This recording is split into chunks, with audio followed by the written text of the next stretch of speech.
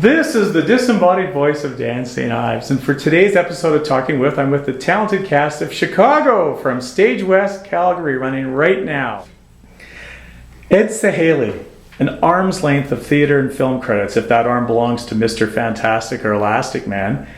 You've got some very familiar names on your bio with theatre, but some pretty prestigious film and TV roles with some Canadian connections. Canadian Bacon. Yeah. Worked with the late John Candy. John Candy, yeah. Oh my gosh, what was that experience like? It was great. He was very nice, very lovely, and he used to, I did Second City, and he would come see our improv sets, and was a very lovely man. And you are an alumnus of Second City. I am. Dora award-winning, I read. Our cast, yes, for 2 of our shows in a season got a Dora. How long were you with Second City? 7 years. Wow. Yeah. So you must have had a chance to have a few of the old classic members come through the door? Martin Short, and who else was there? Well, also people coming. John Bon Jovi. No. He came backstage. Yeah, so no, I got to see a lot of the alumni, and it's a little bit of a club, and really nice to be part of it. So to move back to Chicago, which we're here for, the irony of your role in Chicago as Amos is that he's kind of a vanilla sort of husband that's transparent, so much so that Roxy sees right through him, which is noted in fine musical form in Mr. Cellophane. But you get the biggest laughs of the show, especially towards your last appearances in the second act. Right. Does downplaying a character like that with your skill set have any challenges? I enjoy it. I enjoy the fact that it doesn't have to be so broadly funny, and my goal with this part especially was not to play any kind of slapstick necessarily that isn't inherent to the script, and I think people want to root for him, so a bit of a downtrodden everyday guy is enough to play, and it's in a nice relaxed way, and I really enjoy that. Well, you do a great job of it. And in the review, I kind of compared, recently there was a special on celebrating the creators of Chicago and Cabaret, and they had Joel Grey, Broadway classic, doing Mr. Cellophane, which you pull off very, very nicely. Well, thank you very much. So, did I see in your credits a role in Glitter? Is that yes. For a while, I didn't put it on my resume because the movie was so bad. But then when I would tell people, they would kind of go, "Oh my God, you're in that great." So I thought, why not? Because it brings up conversation. Yeah. So, and she again was lovely. She was lovely, and it was right before kind of her breakdown. But Mariah Carey, for all of you who don't know. So, with your wide range of experience, do you have a particular career highlight so far? And if that's too hard to narrow down, how about a moment that stands out as not going down so well? Well, the highlight is, I think, this is, when people say they have a bucket list of roles they want to do, this is one of them. So this is a high point, definitely. A low point is I was a trash can in Dudley the Dragon. And it was one of my first jobs, and I had bought a new Gap shirt to go to set, and then they say, "Oh, you're going to be in the trash can working the puppet." And then the next thing is, "Oh, we're going to throw garbage on you." And I'm like, "Can I take my shirt off?" And so I did. But it was a voice job where I had to do all of the mechanics. So that was a low point, actually. And yeah, it's a good show. Kids. Marissa McIntyre. The last time I saw you here at Stage West, you were the demure tomboy in All Shook Up. Yeah. It's pretty safe to say that Roxy Hart shows an entirely different skill set of your acting spectrum. Yes, thankfully. I was pretty excited. I usually end up playing, this sweet girl or the girl next door, or in that one, the tomboy. And so this one is none of those things. So it's not like you haven't had a chance to stretch your muscles. You've been across Canada in productions like Queen for a Day, White Christmas, Anne of Green Gables, Drowsy Chaperone, Mamma Mia. I could go on and on and on. Well, I don't know that one. It's almost, I got a couple more, but that's it. But you've really been rewarded for all the hard work you've put in over the years. I mean, it's not like you're just hitting my head against the wall. Yeah. No, it's been pretty good. I've been fortunate. So is there anything in particular there of all that really jumps out for you? Oh goodness. Broad strokes. I've been lucky enough to do a lot of the shows that I really want to do. Like my friend Ed said, bucket list shows. I got to do Janet the Drowsy Chaperone, and that's a number where I don't want to show off no more, and she does all the showing off. I don't think I've ever had to do as many lifts or popping through a trap door or juggling, which I was really bad at. before. Mamma Mia, you know. It was like the easiest show to do for 3 years because it was just like happy, just really easy and fun, and the audience was always having a blast. And this one, which is like total contrast, dark and edgy and fussy, and so yeah, I've had some pretty great ups. The Chicago Playbill mentions that this production was on your bucket list, and you've both now mentioned bucket list. What makes Chicago so desirable all these years, decades after it first debuted? There aren't a lot of shows, in my experience, from what I know, that have such strong female characters. Like really, that I think Andrea and I were talking about characters that we could do that are really strong females, and we came up with maybe 2 other ones where the leads are female, where it's not completely dependent on a love story, where it's like this is the antithesis of all that. We're murderers, so it's a challenge to play the bad guy and have the audience like you. Like this is a 2-hour musical, and I kill the guy in the first 5 minutes. So it's like, I shot someone, but like me. So it's like challenging. You've got Fosse, who's iconic, and I don't think they gave the rights out for a long time because it was such a smash on Broadway that it doesn't get done a lot in Canada or anywhere. So when, you know, I know when these auditions came up for Stage West, like everyone was clamoring, and like I was at the dance call, and it was just like, what was it? A stampede, a sea of women, a stampede of women, all trying to kick their best and their highest and turn their fastest so they could just put on some fishnets and fake eyelashes and traipse around in Chicago. It's interesting. I was in New York a couple of years ago, and there was another new revival. So, like you say, it's one of those things that just never seems to run out of gas. Well, it was like it's the 3rd longest running musical on Broadway, the 3rd, and I think it's the longest running revival on Broadway ever. I think that's what it says. So it's like it's that show, and I thought like on a Sunday morning when like there's people, maybe they went to church, maybe they, you know, they had their like family time, and then they go to a musical, and I'm like, do they really know what they're getting? And I always think that Sunday morning they're gonna be like, why am I watching a show about murder and sex? But they just love it, doesn't matter. You know what I mean? They're always having a great time. It's just so well written.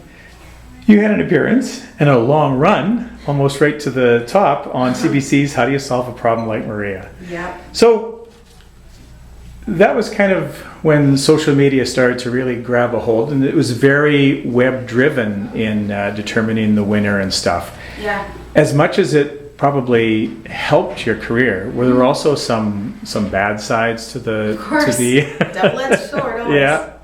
Well, it was actually just kind of at the beginning of the social media like boom.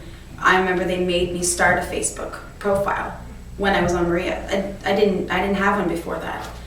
They've done the Dorothy show, and that was, they'd learned all the kinks, they'd ironed everything out, and so it was much more smooth, and there was a lot more social media with that. But we had a lot, and it was crazy. I went into it thinking like, why not?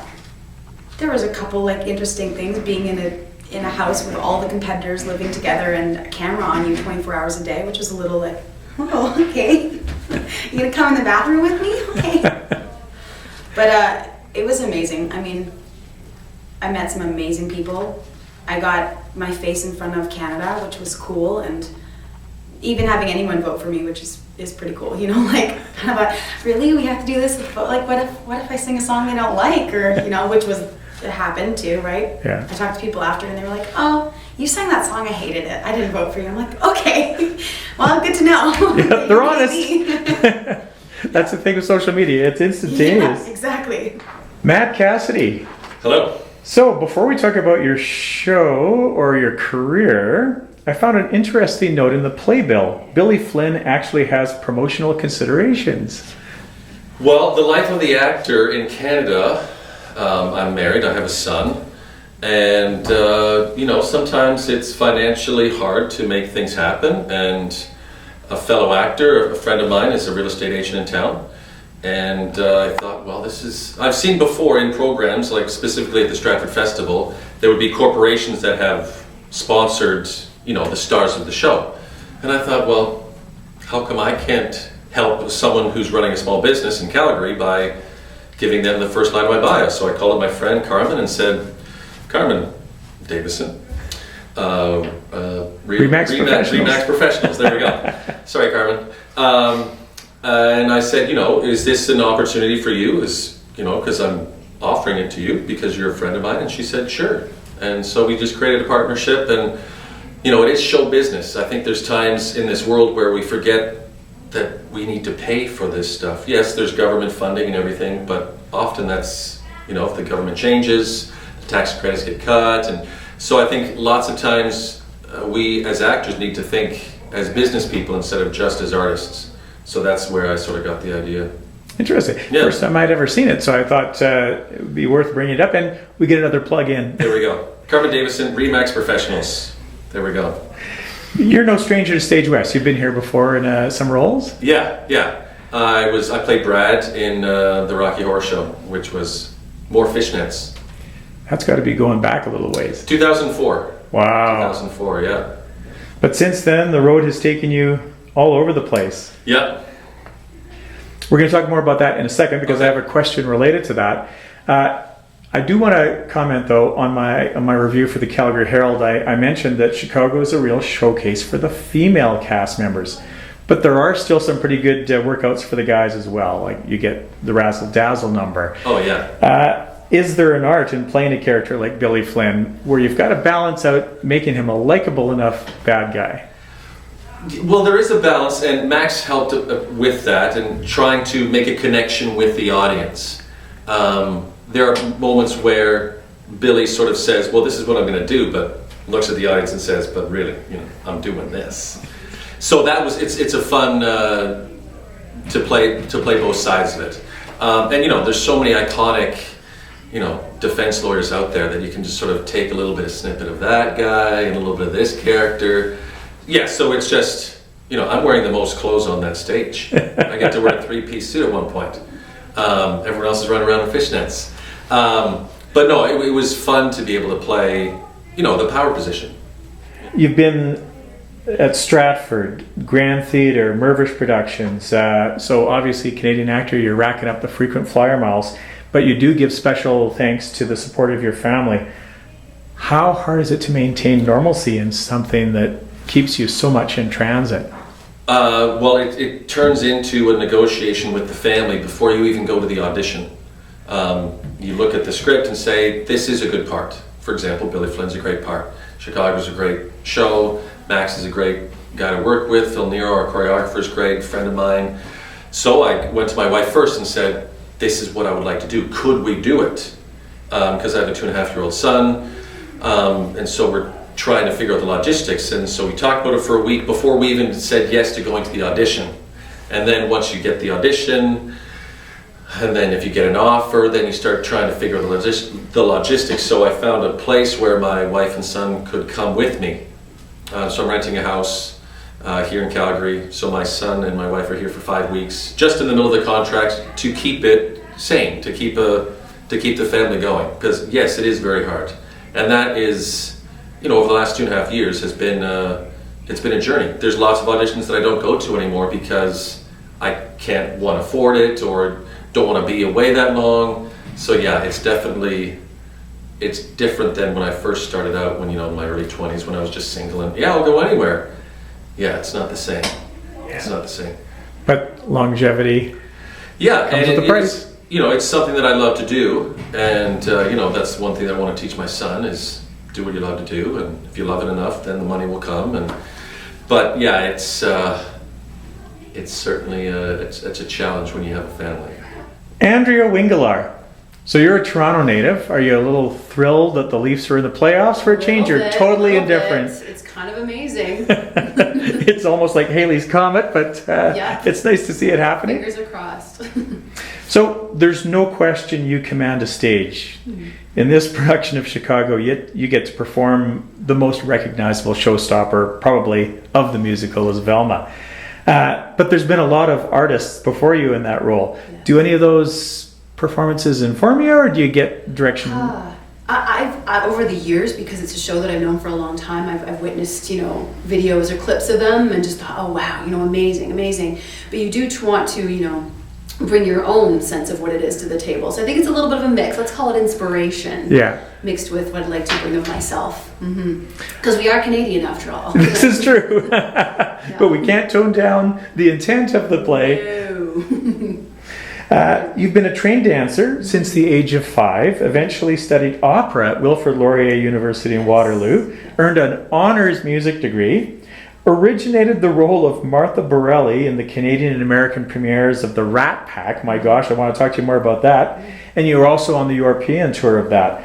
We'll talk more in a minute about the rest of your resume, but that's got to be a pretty neat experience. Amazing. The Rat Pack. It was amazing. Yeah, I love that whole era. And it harkens to this show in a way, even though it's a different decade. But it's just that, you know, the music is fantastic. It's all about the band and the horns and everything. You could just feel it behind you. Rat Pack was set up similarly to Chicago with the band on stage. The music is so integral to the story, right? So it's just amazing to tour around, to see the world, to be playing with or performing with musicians who had played with Sinatra himself was just amazing to me. Amazing. I grew up listening to this music. My dad loves it. So yeah, it was just incredible. Absolutely incredible. I loved every moment of being a part of that show. And being on the ground floor. We're going to continue with your resume. Oklahoma, 42nd Street, Anything Goes, Swing, Carousel, Annie Get Your Gun, the Canadian tour of Evita, and some work on cruise ships. My God. But this one really jumped out at me. You've also written and produced a swing review, so there's getting to be a theme here Yes. with Howard Cable, one of Canada's leading big band conductors. Yes. Tell me a little bit about that. Well, gosh, you're digging up from there. This was a little while ago. But I've done the show Swing with him for Drayton Entertainment in Ontario. And he's a lovely man. I actually know a lot of his family. We just got chatting about this type of music. And I partnered with another actor. And we thought, well, why don't we just write our own show and see what comes out of it. And for a little while, a few things did. But then, as you do in the business, you go your separate ways, right? And other gigs come up and you end up on a tour somewhere. So I did end up hanging out with Howard a little bit in his kitchen at his home, and he gave me advice on, what pieces to use and maybe don't do this. This is, but he's just a lovely man, and we're so lucky to have the history of what he's done woven into our fabric, right? Some of his stories are amazing, just about Ella Fitzgerald and Marlene Dietrich and all these amazing people that he's worked with, and he's just, so it's like nothing to him. It's just, well, that's what I did. That's who I worked with, Just cool. Yeah. So you're really tapping into authenticity. Where it comes from, right? The people who actually lived it as we try to recreate it. Yeah. So we already know you can sing, dance, and act, but that writing and directing, is that another muscle you're looking to? Here and there. I was asked to direct in the opera program at Laurier a few years ago, my alma mater, and what a wonderful experience. I think what I get out of it most is being able to connect with students having been in their position. If someone could have told me then what I know now, can I pass that on to you and share that with you? That's what I love most about it. As they, try to have careers in this crazy business of ours, right? Yeah. And as Matt said, it is a business. You are, setting yourself up as a business as well as an artist. It's got to be equal part to that to survive and live and enjoy it. Yeah. So what do we get to see Andrea in next? Andrea in next, I'm also auditioning, but Andrea next will be at a yoga studio somewhere in Ontario. This is my other love, is teaching yoga, and it's wonderful. So Stefan Dixon, dance captain and part of the ensemble. All I know about theater is I know what I like. What exactly is the role of a dance captain, and how does that relate, say, to the choreographer? Basically, the role of the dance captain is you are kind of the choreographer's right-hand man, or one, either way. And your job is to maintain the integrity of the choreography and the cleanliness throughout the show, throughout the entire run. So, if there's any notes from stage management that they catch, they pass it on to me. If there's any problems or spatial issues within the ensemble or the cast, that they don't feel safe, they come to me. I make sure that the note gets to whomever it needs to. I get to review some archival videos and everything like that, just to make sure that everything's running smoothly. If there's ever an injury, or if somebody's sick, or if somebody does have to miss, I have to do a put-in rehearsal or a reblock rehearsal, and make sure that it doesn't look like somebody's missing throughout those numbers. So that's my job. Well, I know I pointed out in the review that the choreography was stupendous. I mean, it was just, there was There was the potential with the amount of cast in this show to have some real problems on stage, but it was amazing to see how, with the proximity of the dancers and actors, everything went kind of seamlessly. Well, working with Phil Nero is an amazing experience. He's got such a creative mind, and especially when it comes to Fosse. Last time I worked with Phil was at the Citadel Theatre. We did Beauty and the Beast together, so quite a different show. Yeah. And a great experience. But to see Phil in his element when in Fosse, it was really great, and he was able to adapt everything to keep it really tight and smooth and together. And with these dancers, like, we have dancers of all trades, but everyone just has wonderful technique, wonderful energy, and everyone showed up to this this process ready to work, and no one said no to anything, and everybody tried everything before, people were like, well, I'm not sure about this, or like, no one discredited anything too fast. Everyone was like, let's give it a shot. If it didn't work, we moved on, or we changed it, or whatever. But it was really nice to be in a room where people weren't freaking out or panicking. Everyone was like, let's give it a shot first. We had these girls, they came in for cell block tango, and Phil drags out these 6 rotating bars, and we're like, we're going to do a tango piece with these bars, and the girls were like, all right, bring it on, let's do this. So it was a lot of fun working with that. So Every time I do these interviews, it just knocks me out, the level of the talent that Stage West attracts. Your credits are just off the hook. I'm going to hit on just a couple here. Sure. Bomb Girls on Global TV. Yes. The hit movie Mean Girls? Oh, yes. My God. Oh, man. You've done work for Lionsgate, Disney, PBS. The list just keeps going on. So you've been a very busy boy since starting out with the Canadian Dance Company. Yeah, it's been quite a roller coaster. I've been very, very blessed to have experienced everything that I have. Mean Girls was definitely the first step. At my agent at the time called me up to go on set and work with them, and I didn't know what it was, and it was really awesome meeting Tina Fey. And at that time, I was so involved in dance that I hadn't really been following Saturday Night Live.